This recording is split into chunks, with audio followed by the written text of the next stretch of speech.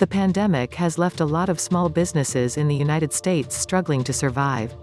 Many neighborhood stores may close their doors for good.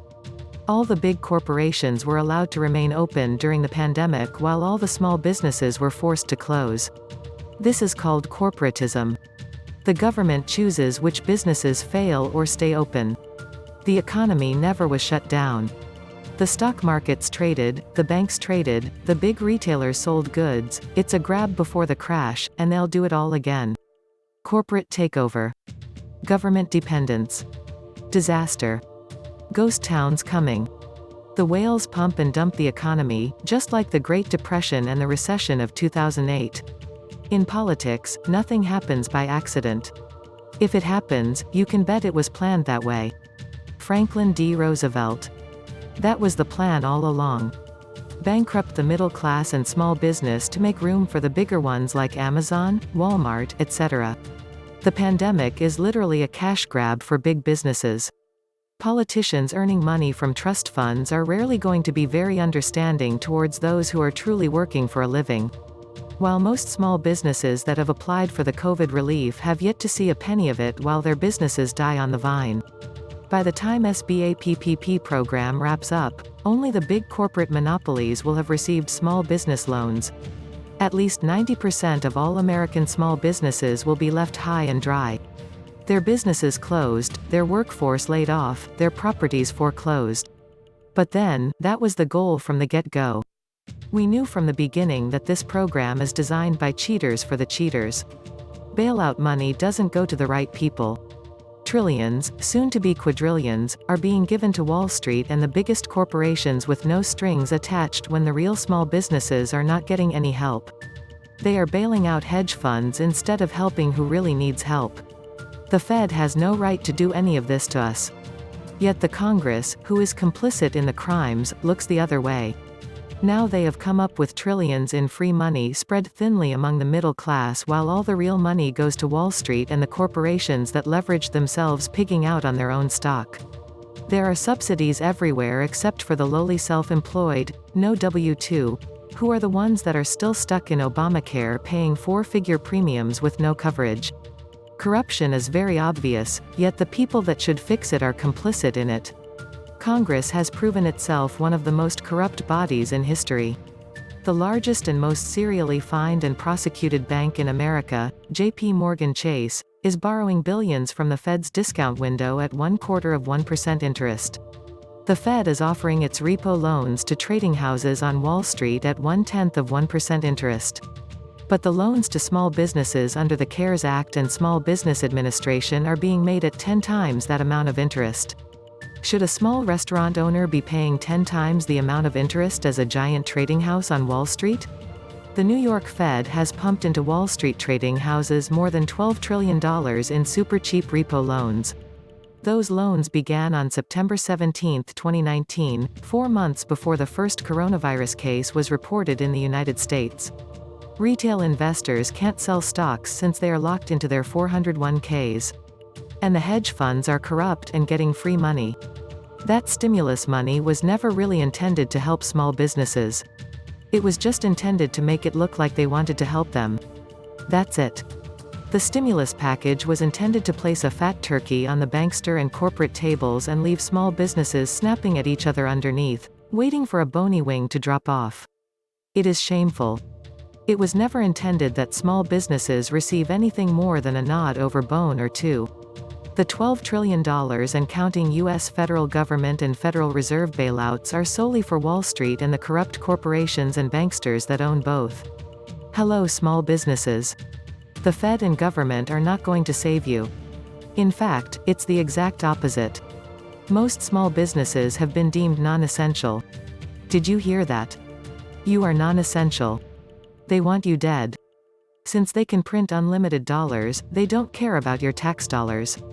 Eradicating small business makes it easier for them to implement their New World Medical Tyranny state order. Stop whining, you ingrateful defunct small business owners. The printer needs time to warm up. The government's only values the rich and the bankers. They've already been paid, so what's the problem? Small business owners are too free-thinking. They'll make it harder to control the cattle and force them to get their chip. Only the top gets fed bailouts and special tax treatments. In America, there are two ruling classes: the rich and government workers. Everything in between is just feeder fish.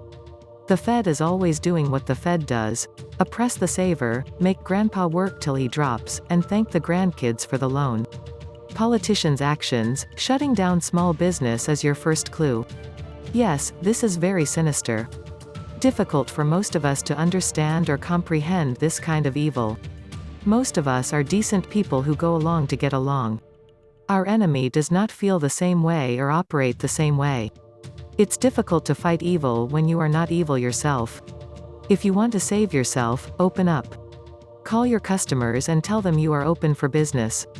It doesn't take a rocket scientist to discern that the government wants the small businesses to borrow money to pay employees who are not working, so they, the government, still collect income tax, payroll tax, and those employees are not collecting unemployment benefits. There is no way the banks are going to forgive those loans if they can keep them on the books. This is a war against the middle class and the small businesses in America. Well, what do you expect? It is money created out of thin air courtesy of the Federal Reserve. And since the US Fed money was backed by nothing, it wouldn't matter to them if their unlimited printing will bail out their own 1% buddies and transfer the US sheeple's hard-earned taxes via the private corporation and tax collector arm of the Fed, the IRS, to pay for their bailouts. Wakey sheeple, just keep bending over and accept your government's rear shafting of your livelihood. The existence of a middle class is a historical aberration. The norm is masses of peasants living on the edge of starvation and a handful of complete monsters who own everything. Instead of draining the swamp is draining America. The government is already out of money, and another $250 billion will not go far. Of the 30 million small businesses in America, only 1.7 million received money from the $2.3 trillion aid package. This continues to be a rapidly unfolding disaster. The promise of help from the Paycheck Protection Program delayed mass firings from the 54 million Americans employed by small businesses, but now that the government has failed to come through, the carnage is about to begin. The terms of the PPP call for the loans to be paid off in full unless the unpaid balances are forgiven. You can bet that for most small businesses, the terms of the loan will be so incredibly tough that they will never qualify for the government's forgiveness. But the bankers get bailouts with no strings attached. The banksters working with the multinationals want the small guy out. So they'll financially starve them. Everyone seems to think PPP is a big deal. It is not. It's just PR. The pitch is that you can keep employees, right? What do those employees do while the business is closed? So you borrow money to pay people to do nothing while no revenue comes in. Well then, you say that part of the loan will be forgiven. Why give it to me then? Why not then just send those employees straight to state unemployment office rather than through payroll? Was it so the employer could withhold taxes, and the state can't?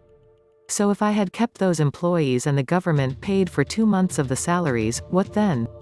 Reopen with what will surely be reduced demand and reduced revenue. Would I lay people off immediately then? Or would I wait until I really knew how severe the demand issue would be? All the while, getting feel-good points but losing money, which might ultimately destroy the business entirely. What will that inventory be worth when we are able to reopen? Will it cover the floor plan debt? Will it be worth $10 million less than the floor plan debt? PPP started with a 10-year term. That was dropped to 2 years at the last minute. Small businesses will take what they can get because it is a matter of survival. But please don't believe this PPP SBA supports them in any way meaningful. It is just made for TV. It doesn't take a rocket scientist to discern that the government wants them to borrow money to pay employees who are not working, so the government can still collect income tax, payroll tax, and those employees are not collecting unemployment benefits. The government did this. The virus did not. This is a monumental screw-up by our media and political complex. The normal economy is done, folks. Stick a fork in it. Now, we have a black market and a market for slaves controlled by the elites. A lot of small businesses likely need to close at this point. The middle class has always supported the poor and the rich. What happens when the middle class disappears? 90% will be poor, 9% will be comfortable, and 1% will have it all. The plan is finally coming to fruition. $350 billion covered 5% of small business applicants for the 2.5-month payroll plus rent program. That means that $7 trillion would be required to meet all current applicants' loan requests. The usual federal budget is $4.5 trillion per year, and the US GDP is about $20 trillion. Any small business that thinks they are getting these loans is absolutely crazy. The biggest victim of the Fed policy is the small saver. Why in the world do we celebrate zero interest rates brought to the country by Princeton economists, Bernanke and Powell? Maybe I missed it, but did Powell explain why he thought the small saver should sacrifice their interest income for the benefit of wealthier interest groups? Why do we allow the globalist to control and bleed our nation dry with a private bank like the Federal Reserve, which is neither federal nor a reserve, is one of the great questions of the day. Any president in similar circumstances could simply disband it with an executive order, citing it as a threat to national security, and restore full powers to the Treasury Department. A restoration as created by the Founding Fathers. Why is the government allowing this money grab to continue as real Americans suffer? Why?